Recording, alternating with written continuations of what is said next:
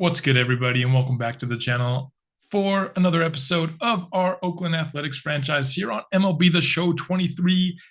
It is off-season time, which means it's time for me to put on my businessman suit to make some businessman deals to improve this roster.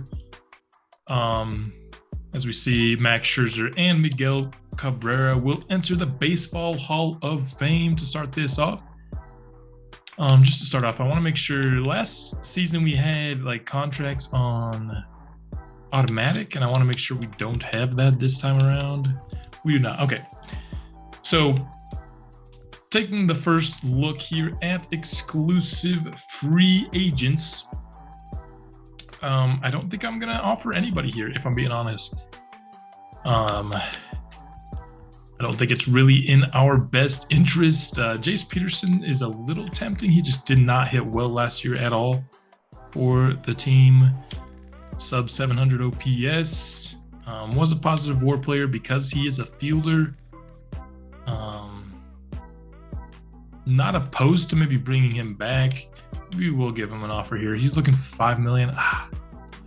But the team is cap strapped as us. I don't know if I can offer Jace Peterson $5 million.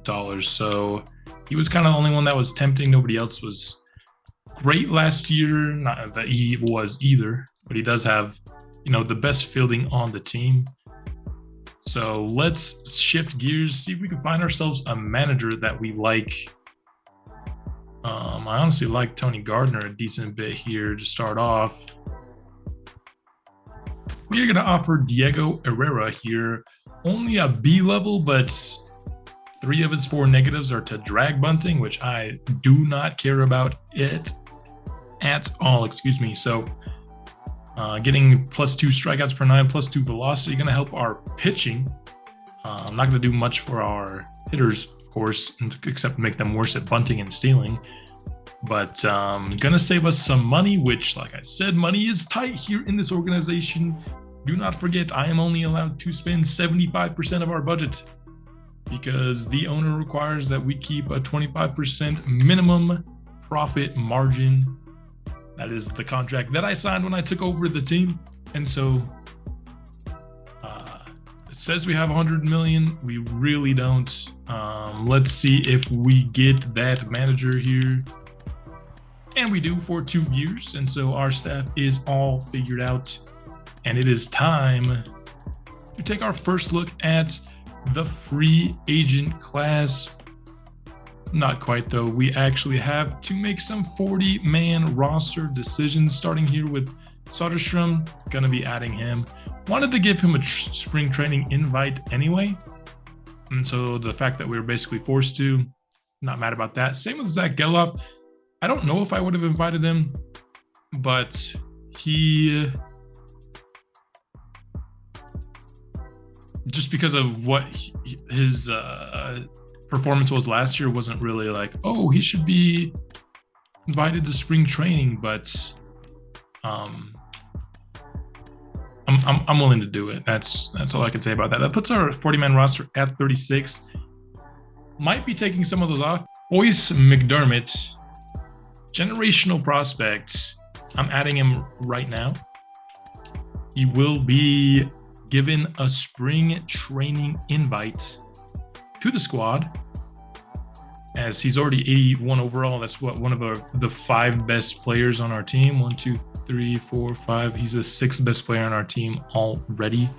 And so not gonna just like automatically hand him the reins, say, here, you're making opening day MLB roster, but I am gonna give him a chance to prove himself in spring training. If he has a really good spring training, I'll let him start directly into the MLB. If not, probably start in AA or AAA, and still probably get the call up at some point next season. And so we got an impact instant player in Boyce McDermott.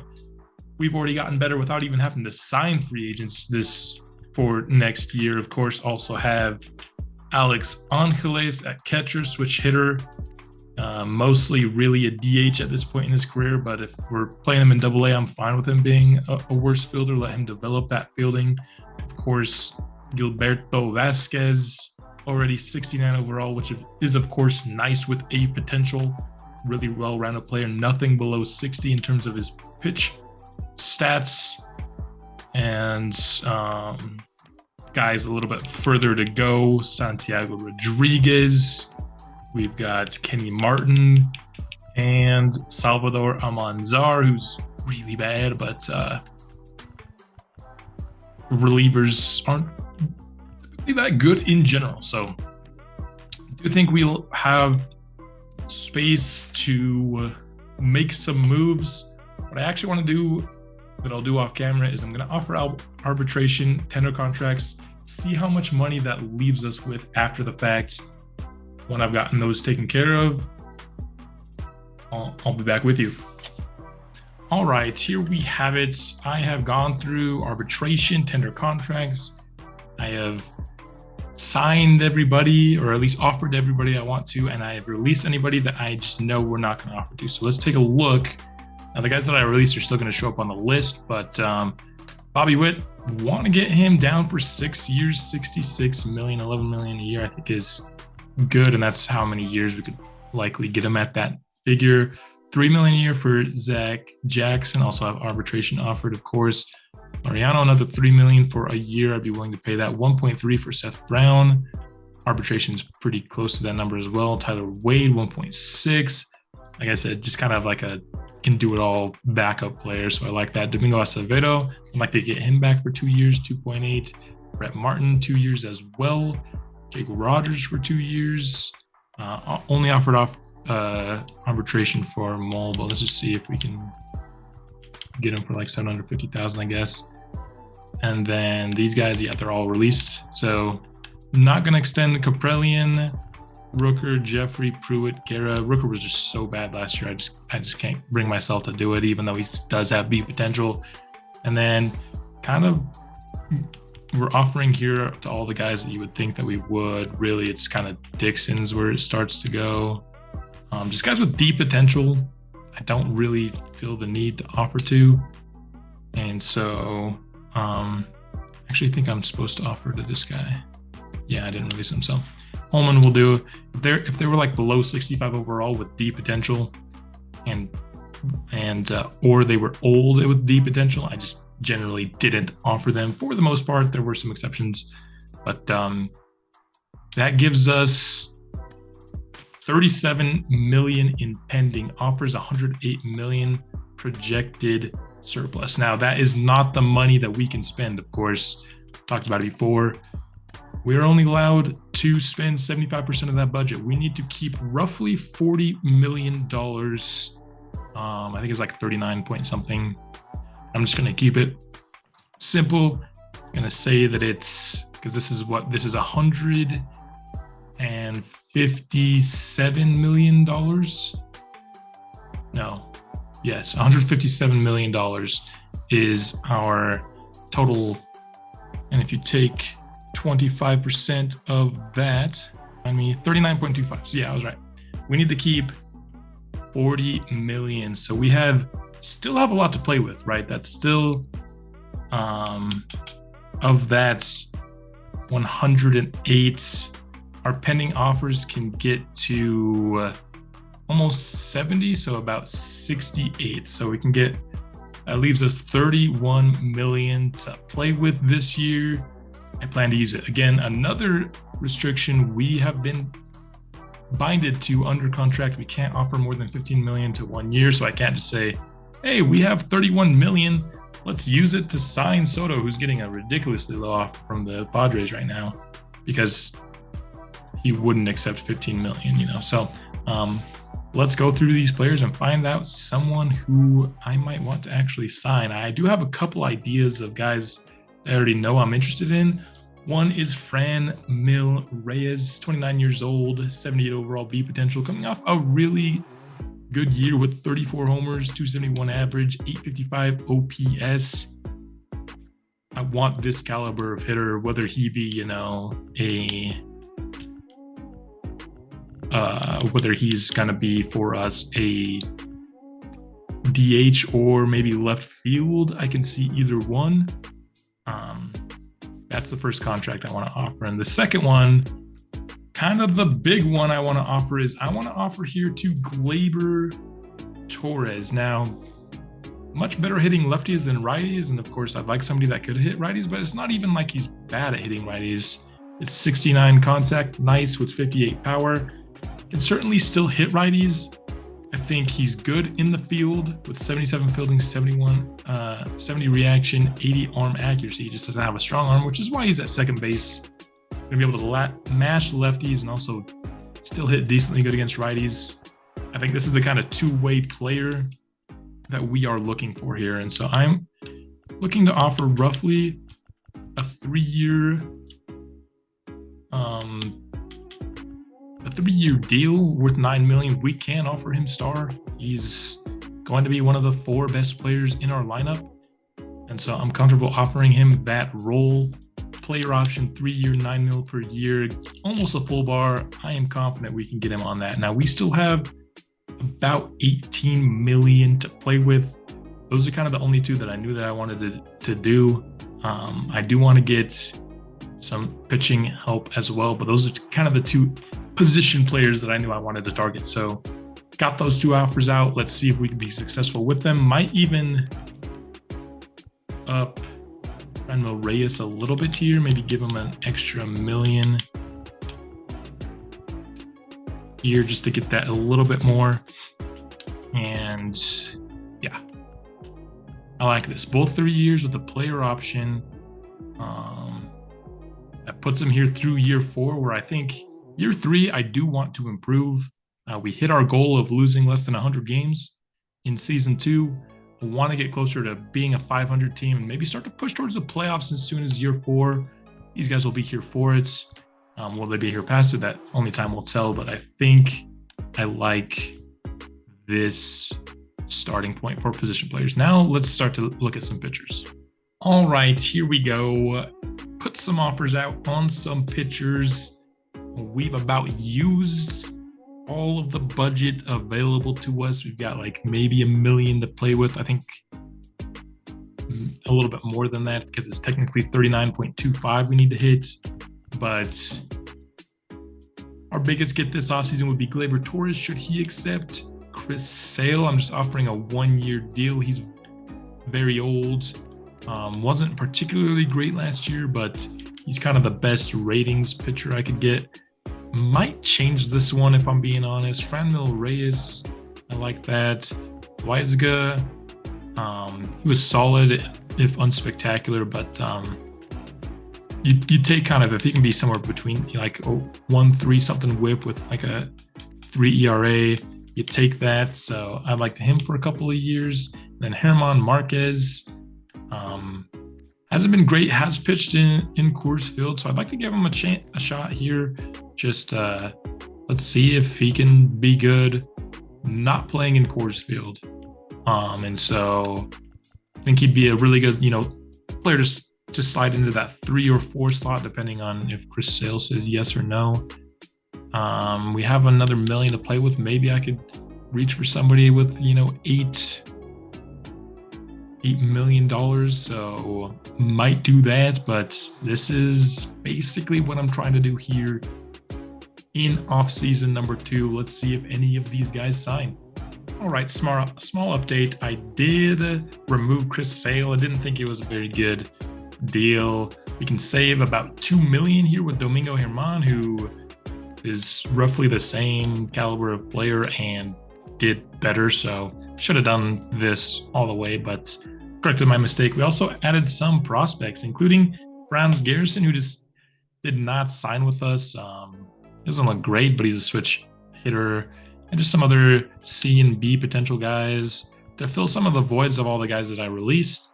I still need to do more, but I think we've done a pretty good job. In terms of MLB talent, though, it's really these 5 guys that we're focused on.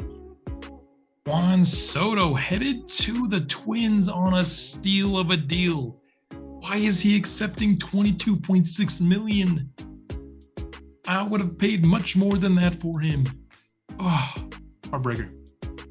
Shane Bieber to the Giants, max $35 million a year over 9 years for the 29-year-old pitcher. Going to San Francisco, a big signing for them. Alex Bregman also going to the Giants. They are going in on some big moves here this offseason.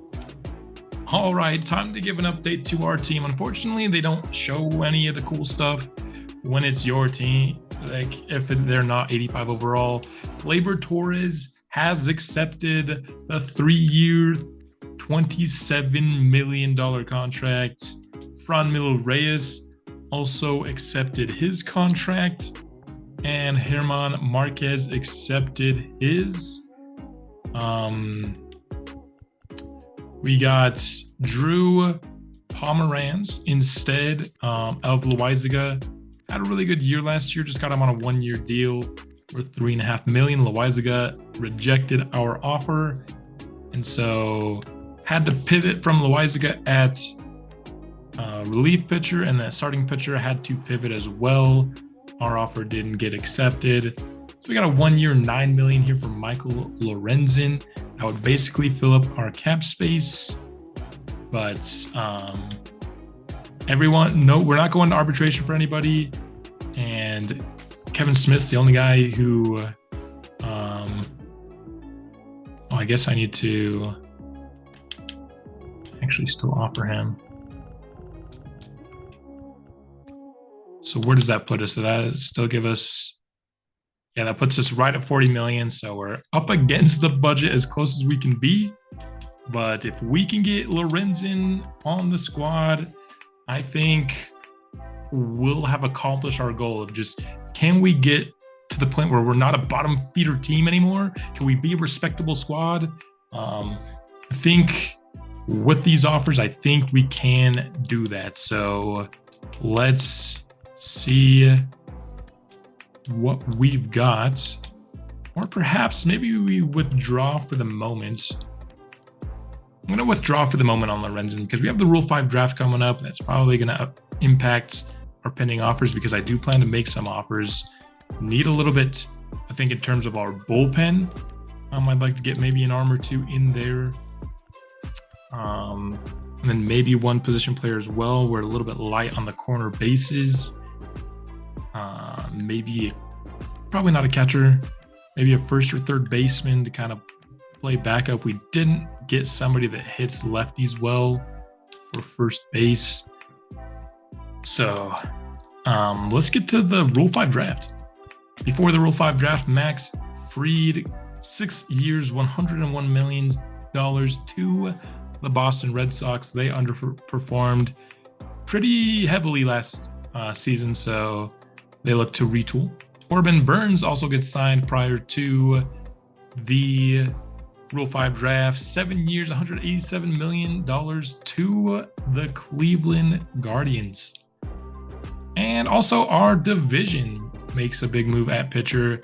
Glasnow, obviously not going to replace Shohei Ohtani, who they lost last year, but is a good signing for sure. Got him for a price that I honestly would have paid, but maybe not for 5 years though, so I bet the Angels still would have won it. All right, here we are, Rule 5 draft. Let's go ahead and take a look at what we've got here. Zach Littell, what's his contract? He is up for arbitration, but this is the kind of player that I'm looking to add in the Rule 5 draft. So let's snag him up first. And then in the second round, if there's somehow like a first baseman that can hit lefties well, we got 50, not really seeing 58 and 65 for Aaron Sabato. That's pretty good lefty hitting. It's probably the best we're going to get. I'd also be willing to do a third baseman, maybe with some positional versatility. Doesn't look like there's much here for us either. So do we take Aaron Sabato here? Not much of a fielder. His contract is $77,000 for this year, but looks to be able to hit. He's coming off a bad year hitting lefties, but I'm going to take him here.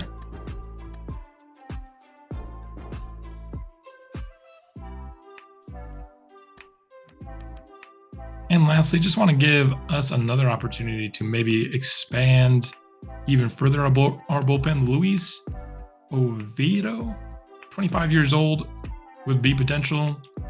Welcome to the squad. And that will be the last one. I imagine we're the only ones taking a pick in the 3rd round. We are. So 2 relievers and a first baseman that might be able to help us hit lefties. That's what we're going to do. Probably going to pay around just under $1 million probably to Little. But where does that leave us? Now we have like $7 million to play with. So I'll go back and he got signed. That's sneaky little man. So we have $7 million to play with here. I'll find somebody that I think is worth a 1-year 7. Mike Soroka is going to the Orioles, just under $15 million a year. I would have been willing to make that deal. I just decided to spread our salary out just a little bit more this offseason, but I think that's a really good pickup for Baltimore. Minter, 3-year 20 to the Rangers, so he is in the division. Pablo Lopez at 85 overall, also coming to the division, so a couple of 85 plus overall pitchers going to the Angels. Tyler O'Neill also coming in the division. A lot of these late signings are all in the division, so nice pickup by Seattle, although their best player is center fielder, so I don't know what that's about. So we win the Little arbitration. He'll be paid $780,000 over the next year. And then the last guy signed at pitcher. Turns out we are bringing back James Kaprelian. Not ideal. I think 4 and 5. We're going to be pretty weak. Just nobody was really willing to sign for the amounts that we had left over after so deep into the offseason. So that's probably the one big L. I wanted another starting pitcher. I was fine with maybe being weak at 5th pitcher, but 4th and 5th pitching might be a big problem for us next year. Hopefully Flaherty, Rogers, and Marquez can carry us a bit. I think they all have pretty all-around solid ratings. Hopefully they can. But just to recap, Marquez brought in Pomeranz, Little, and one other guy. Is he gone? I don't know. Brought in Gleyber Torres, brought in Franmil Reyes. I think it was a really good offseason. I hope you guys liked it too. That's all I have for this offseason episode. We'll be back soon, starting with Season 3, Spring Training.